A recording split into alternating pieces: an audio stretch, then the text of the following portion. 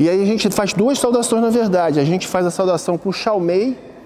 Xiao Mei é o mestre, é o maior mestre. O Jigoro Kano é o único na história do judo, e vai ser para sempre, que chegou ao 12º Dan. E o 12º Dan, essa história é bacana, ele deu a ele uma faixa branca. Porque o que ele fez?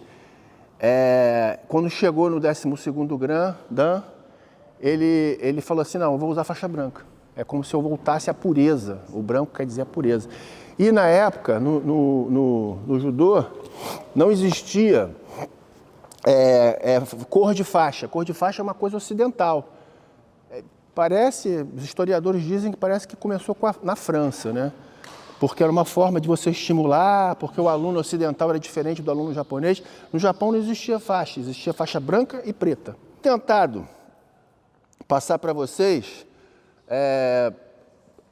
as técnicas do judô adaptadas para o jiu-jitsu. A primeira coisa que eu percebi, né, quando eu comecei a fazer esse trabalho aqui na academia, porque eu nunca tinha feito esse trabalho, foi que a importância, antes de mais nada, dos fundamentos. Isso acontece também no jiu-jitsu, né? Os fundamentos são o que fazem toda a diferença, né? Quando eu estou ensinando queda. Quando você chega numa turma de jiu-jiteiro e vai ensinar queda, fica todo mundo assim, ó. Né? Fala, pô, caramba, vou cair, não sei cair. Né? Esse é o problema. Esse é um limitador do conhecimento. Quando eu não sei cair, eu não vou aprender a projetar. Boa parte do que a gente aprende como queda tem a ver com a segurança que eu tenho caindo. Então, quando eu caio, eu não só aprendo a cair melhor, né? Como eu aprendo a projetar, porque eu aprendo o que acontece com o meu corpo com aquela queda. Né? Existe toda uma biomecânica que tem a ver com a projeção de quem está projetando e de quem está recebendo. Então, assim, eu sempre digo que é muito bom quando você vai treinar com um cara mais graduado no judô. Eu já tive a oportunidade de treinar assim com aqueles japoneses, campeões lá da seleção japonesa lá no Brasil.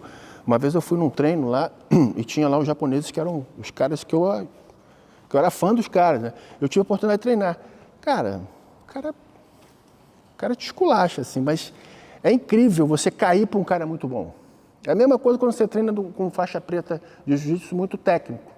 Você vê que o cara não está fazendo força, você vê que o cara está solto e o cara está te pegando, está te dando chave de braço. Então, assim, a primeira coisa que a gente tem que aprender é a cair, né? Então, vamos espalhar aqui, todo mundo de frente para mim. Vamos começar a fazer a série de rolamento, começando pelo Shirokemi. 4, 5. Ótimo. Agora em pé. Em pé o André sabe fazer. Faz em pé para a gente ver, André. Perfeito. Isso aí. Começa pro lado direito.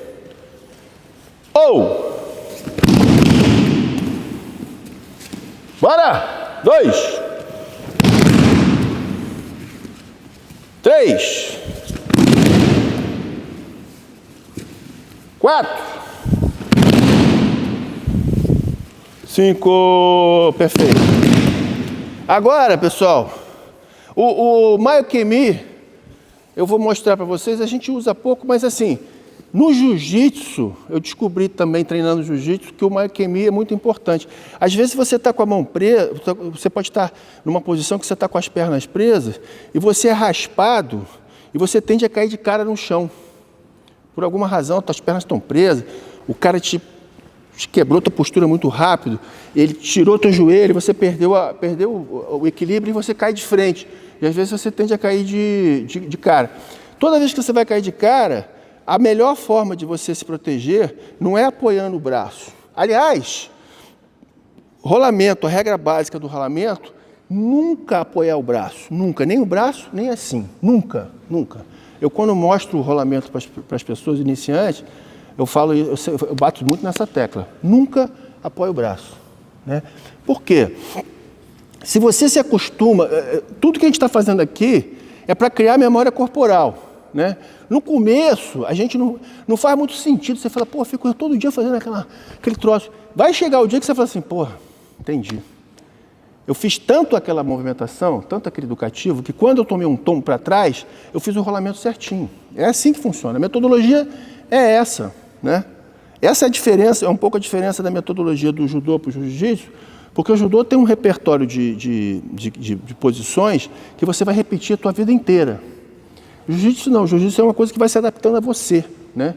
A gente não fica fazendo o mesmo educativo do jiu-jitsu sempre, né? Depois eu vou chegar aqui na parte do Chikome, das entradas, e vocês vão perceber que é isso. Então é muito repetitivo mesmo. Então se eu for levar uma queda, por acaso o cara me desequilibrou, eu vou cair de frente, eu vou fazer isso aqui, ó. Tá? Isso aqui. Isso aqui me amortece de maneira que, olha, eu acabo que eu consigo me segurar, consigo não bater com o rosto. Então, o Maiokemi é pé vivo, eu vou projetar para frente, vou usar isso aqui para amortecer e vou esticar meu corpo. Tipo uma prancha, vou abrir as pernas, tá? Isso quer dizer que quando eu for fazer em pé, eu vou agachar, bum, ó. Esse é o amortecimento do Maiokemi. Do lado de lá, então eu tenho que ter essa noção, né, dessa biomecânica do movimento para eu cair bem. Então rolei, pum, levantei. Ó, eu vou fazer para os dois lados agora. Pé direito à frente. Rolei. Olha meu pé aqui. Esquerda. Rolei. Olha meu pé aqui. Direito. Tá? Então, quando eu vou ensinar para o iniciante, eu ensino assim, ó. Pé direito à frente. Dedão. Com dedão. Essa mão aqui. Colo o queixo no peito e rolo. Pum. Perfeito. Tá? Isso é para o iniciante. Quando é muito iniciante mesmo, muito mesmo, você vê que o cara não tem, além de ser iniciante, porque às vezes assim, o cara é iniciante, mas o cara tem uma habilidade, você percebe que o cara tem pessoas que não, pessoas que chegam realmente muito cruas, não estão acostumadas a fazer atividade física e tudo mais. Então eu faço sentado, mão apoiada no chão, vou rolar para cá. Essa minha mão vai entrar lá dentro. E da minha pelvis aqui, ó. Aí eu vou ser obrigado a rolar por cima do ombro. Caí. Tá? Aí depois eu falo, então, agora você fez assim, você vai fazer assim agora. Você tá assim, você vai fazer assim. Mão. Pum. Tá bom. Agora você faz de pé. Pum. Ok? Então faz 2 filas. Eu quero que vocês façam várias rodadas do Zenpo Kaiten, tá? Tenta fazer assim, ó, fluido, ó. Fui, levantei, ok? Vai lá, pode começar. Então eu vou fazer a sombra, mesma coisa.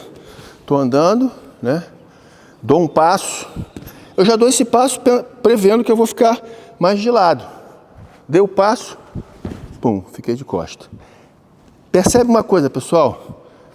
A gente tem também intuitivamente, é normal, a gente tem a tendência de quando faz esse movimento aqui, imaginar que eu tenho que fazer isso. Não é isso. Eu faço isso, ó. Eu tô andando, eu dou o passo, agora eu faço isso, ó. Pum, reto, posturado. Por quê? O que vai derrubar aqui? Vai ser isso aqui, ó. Bum. Vem cá, André. Ó. Aqui. Fica bem para. Pum. Cachei. O que vai derrubar agora? É isso aqui, ó. Pum. Ok? Você percebe que eu não fiz? Vai lá, levanta lá. Vou fazer virado para cá agora, ó. Pisei, entrei. Pum. Ó. Eu não faço isso. Aqui. Abaixei. Eu vou buscar o quê? Abaixo do centro de gravidade dele. Ah! Pesquei ele. Entendeu? Então a queda, o Ippon Seoinage, eu preciso de qualquer forma estar colado aqui em cima. Não posso fazer isso. Aqui não vai.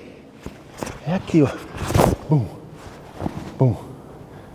Tá? Tem judoca japonês que ele entra aqui em você, aqui assim, ó. Você parece, tá tranquilo. O cara pega e bum, te joga. Não pode encaixar aqui, né? Assim, como defesa, isso aqui é o mais perigoso. Inclusive porque essa queda, ela é uma queda do grupo das quedas de braço, de T, porque ele vai ser projetado por aqui. Então, ó, encaixei, bum, ó, agora eu abaixo. Então, a sombra, obrigado, a sombra é, andei, dei um passo, já imagino que eu tô abrindo espaço para entrar aqui, pum, fico de costas. Andei de novo, dei um passo, pum. Pessoal, um detalhe importante, do ponto de vista pedagógico, a gente no judo, a gente não fica ensinando posição para os dois lados. Se você é canhoto, faz canhota. Se você é destro, faz destro. Por que eu falo isso? Às vezes eu vejo, porque no jiu-jitsu a gente faz muito para os dois lados. Mas é diferente, né? A aquisição do conhecimento do jiu-jitsu é diferente do judô. É muito difícil aprender judô.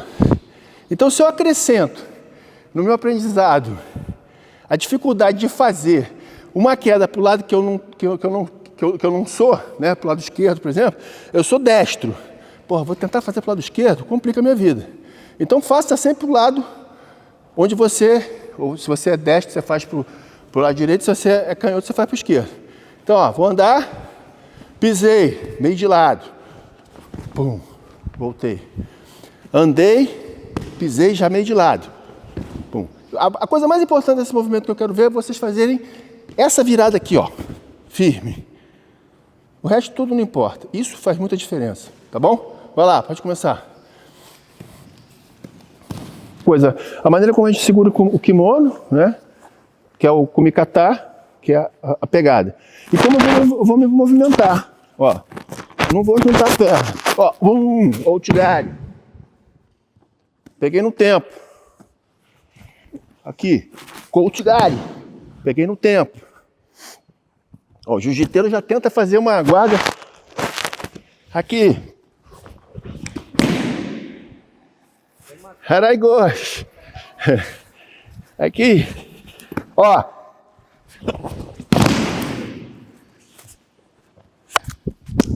Caiu coisa. Por aqui. Ó. Puxei pra cá e funciona aqui. Ok? Então, eu me movimento. Ó. Nunca junto os pés. Bum. Desce barai.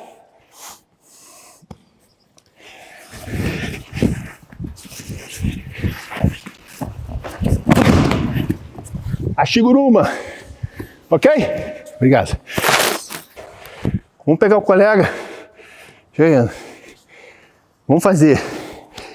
Agora o princípio da queda, né? A queda, ela tem 3 passos, que são igualmente importantes. Kumikata, Kuzushi, Nage. Kumikata, pegada. Kuzushi, desequilíbrio. Nage, projetar. Então, a queda perfeita, que leva um ippon, né, no judô, ela tem que ter esses 3 princípios. Pegada, desequilíbrio e projeção. Tá? Veja qual for a queda. Então, a primeira queda que a gente aprende é o Osotogari. Fica paralelo aqui. Entrei aqui. Primeiro, um detalhe aqui da pegada. Eu pego assim. Esse dedo, eu não faço força com ele. Eu não faço essa força aqui.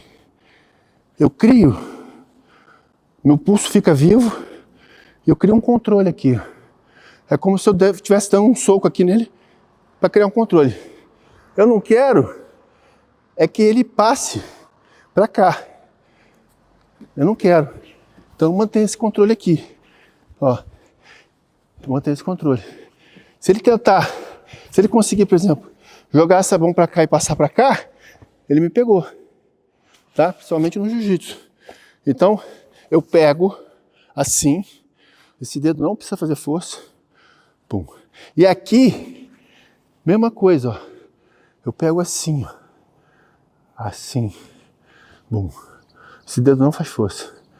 Porque fazer força com esse dedo aqui significa gastar mais energia que eu não preciso gastar. Eu só tenho aqui, ó. Pum. E aqui também, ó, eu consigo manter a distância. É como se eu sobrasse aqui e fizesse assim, ó. Aqui, ó. Bum. Controle. Então, ó. O colega tá aqui. Entrei. Trouxe ele pra mim. Cara, a coisa mais importante do lugar é isso aqui. Tá? Se eu fizer isso aqui e não puxar, não colar bem, ele não está desequilibrado. Então, lembra que eu falei do desequilíbrio? Ó, bum. Quem está desequilibrado aqui? Ele. Sai daqui agora, sai daqui. Olha como é que eu tô. Pum. Retinho. Eu não tô assim. Então, ó. Andei. Trouxe. Beleza? Agora eu vou tirar essa perna, porque eu botei o peso na perna que eu vou tirar. Aqui em cima, ó. Vou chapar ele no chão. O Osotogari é aquela queda que você aprende com 5 anos de idade, quando você entra no judô, e que ela vai ser útil pro resto da vida. 1, isso. 2, 3. Aqui, eu vou projetar pra cá. Não é nada. Tá? Quando o cara tá baixadão lá, isso, eu posso fazer isso aqui, ó.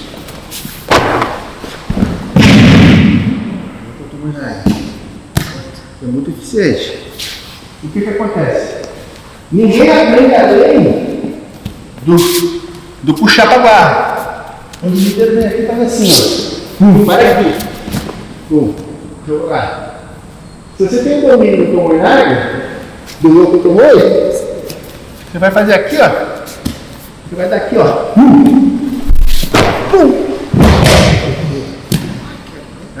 Eu vou ter que tirar o domínio. Tá com medo de fazer? Não, eu quero aprender esse outro lá também. Então esse aqui é hash. Esse aqui. Você tá baixado. Abrir com as mãos costas. Vem pra aqui.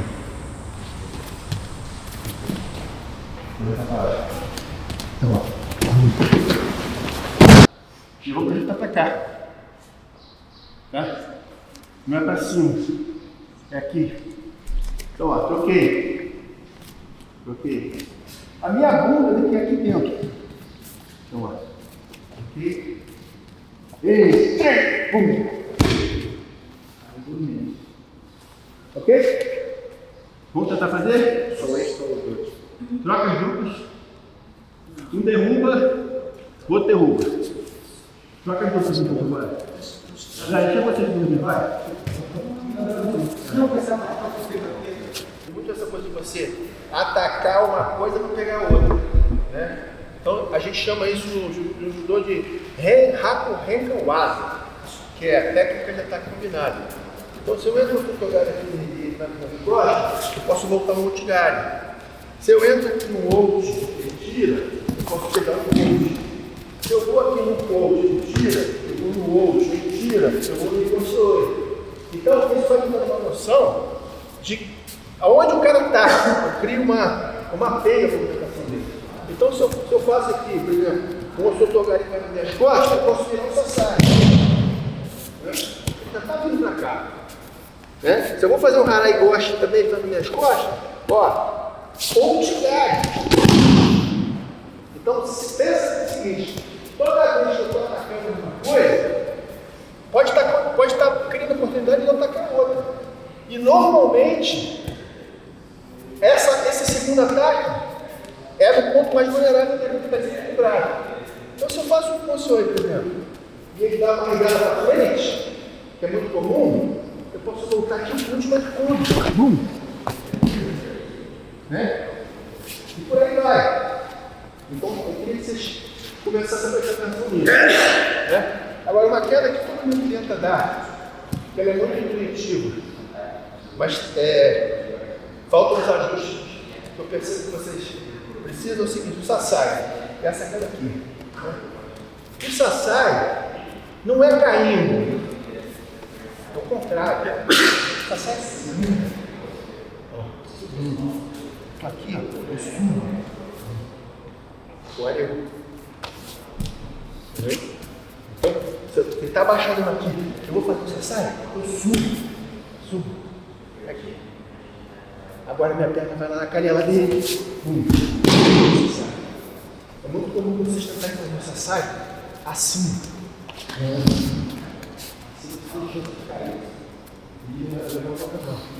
Eu lembro que o Sassai é subindo. Mais olhando para cima. E para lá. Tá? Eu sinto que a maioria das pessoas tem um pouco de medo. As pessoas que treinam jiu-jitsu, elas têm um pouco de medo de lidar com essa situação de aprender a queda, de aprender a cair, de aprender a jogar, né? Até porque quando você vê o jiu-jitsu esportivo, você pensa, pô, não faz tanto sentido assim eu treinar tanto, me preocupar tanto com queda, né?